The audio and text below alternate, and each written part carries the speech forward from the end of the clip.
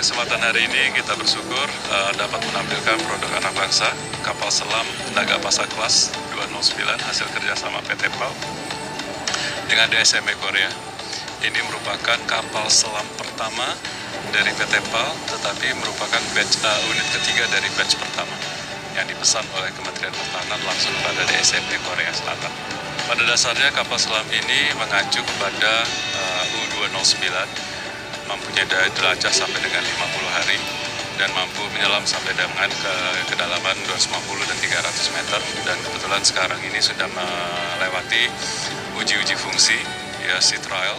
Ke depan tentu kita ingin menguasai teknologi kapal bawah permukaan dengan bekerja sama dengan pihak manapun yang bersedia melakukan transfer of teknologi kepada Indonesia.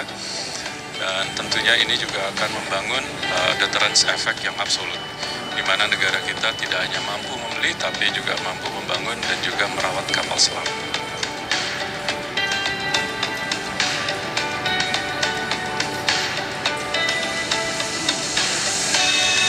Kalau dari sisi keunggulannya untuk sistem persenjataan, untuk kapal selam Alukoro ini seperti kapal selam sebelumnya yaitu Nagapasa dan Arda Dedali dilengkapi dengan torpedo Black Shark.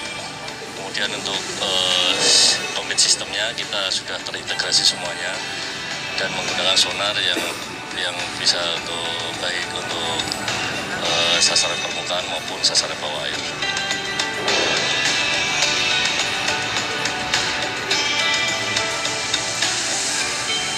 Ya, saya kira sebuah kerjasama yang bagus, ada transfer teknologi di dalam pembangunan kapal selam Alukoro kita. Ya, kita harapkan pada suatu titik kita bisa mandiri, kerjakan semuanya oleh anak-anak bangsa sendiri.